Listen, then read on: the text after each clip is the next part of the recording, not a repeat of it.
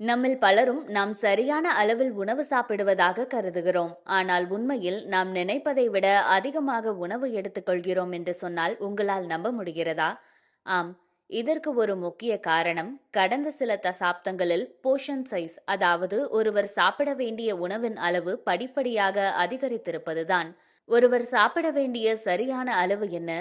அளவுக்கு அதிகமாக சாப்பிடாமல் இருப்பதற்கு நிபுணர்கள் சொல்லும் ஆலோசனைகள் என்ன? இந்த காணொளியில் பார்க்கலாம். மனிதர்களுக்கு அதிக அளவில் உணவு வழங்கினால் அதிகம் சாப்பிடுவார்கள் என்பது மிகவும் உறுதியான ஆராய்ச்சி முடிவுகளில் ஒன்று என உணவியல் நிபுணர்கள் குறிப்பிடுகின்றனர். உணவின் அளவை இரட்டிப்பாக்கினால் மக்கள் சுமார் 35% அதிகமாக சாப்பிடுவதாக ஒரு பகுப்பாய்வில் கண்டறியப்பட்டுள்ளது. இது குறித்து சிட்னியில் உள்ள நியூ சவுத் வேல்ஸ் பல்கலைக்கழக பேராசிரியர் லென்னி வார்டேனியன் விரிவாக விளக்கினார். எவ்வளவு உணவு சரியானது என்பதை அறிந்து கொள்வது மிகவும் கடினமாக இருப்பதே இந்த பிரச்சினையின் முக்கிய காரணங்களில் ஒன்று என்கிறார் அவர். ஏனெனில் நமது உடலின் பசி மற்றும் நிறைவு உணர்வுகள் எப்போதும் நம்பகமாக இருக்காது. நாம் உறுதியாக தெரியாத நேரங்களில் உணவின் அளவே நாம் பின்பற்றும் ஒரு குறியீடாக மாறுகிறது என வார்டேனியன் குறிப்பிடுகிறார். தொடர்ந்து பேசிய அவர், நாம் அடிக்கடி மிகவும் பசியுடனோ அல்லது மிகவும் நிறைவாகவோ இருப்பதில்லை. பொதுவாக அந்த இரண்டுக்கும் இடைப்பட்ட நிலையில்தான் இருப்போம். அந்த நிலையில் இருக்கும்போது பல்வேறு வெளிப்புற காரணங்களால் நாம் எளிதில் பாதிக்கப்படுகிறோம் என்கிறார் அவர். ஒரு காலத்தில் தட்டின் அளவை குறைப்பது இதற்கான எளிய தீர்வாக இருக்கும் என கருதப்பட்டது. சிறிய தட்டுகள் இயல்பாகவே குறைந்த கொள்ளளவு கொண்டவை.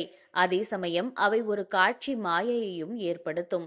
அதாவது, நீங்கள் ஒரே அளவு உணவை பெரிய மற்றும் சிறிய தட்டுகளில் வைக்கும்போது சிறிய தட்டில் அதிக உணவு இருப்பது போல தோன்றும். இதனால் நீங்கள் வயிறு நிறைந்தது போல உணரலாம். ஆனால் இந்த கருத்தை ஆராய்ச்சிகள் ஆதரிக்கவில்லை.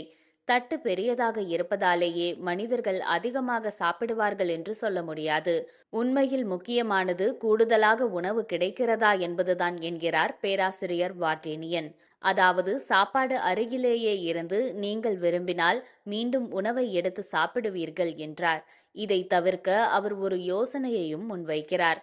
அதாவது, முதலில் உங்களுக்கு தேவையான அளவு உணவை எடுத்துக்கொண்டு மீதமுள்ள உணவை கண்களுக்கு எட்டாத இடத்தில் வைப்பது இதற்கு உதவும் என்கிறார் வார்டேனியன்.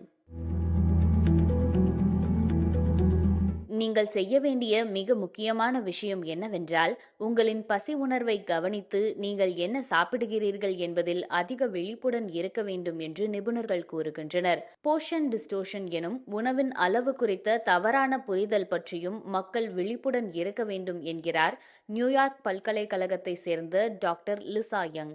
அதாவது, தொடர்ந்து அதிக அளவிலான உணவுகள் கிடைப்பதால் அதுவே இயல்பான அல்லது சாதாரண அளவு என்ற எண்ணம் உருவாகும் நிலைதான் போர்ஷன் டிஸ்டார்ஷன்.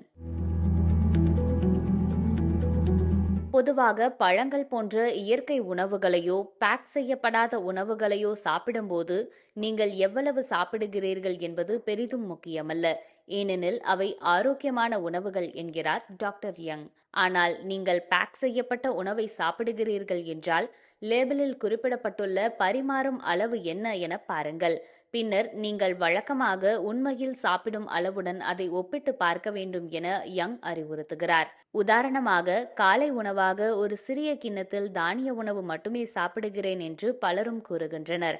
ஆனால் அவர்கள் உண்மையில் சாப்பிடும் அளவை அளந்து லேபிளில் குறிப்பிடப்பட்டுள்ள நிலையான பரிமாறும் அளவுடன் ஒப்பிட்டு பார்த்தால் பெரும்பாலும் அவர்கள் அதைவிட 3 மடங்கு அதிகமாக எடுத்துக்கொள்வது தெரியவரும் என்று அவர் கூறுகிறார்.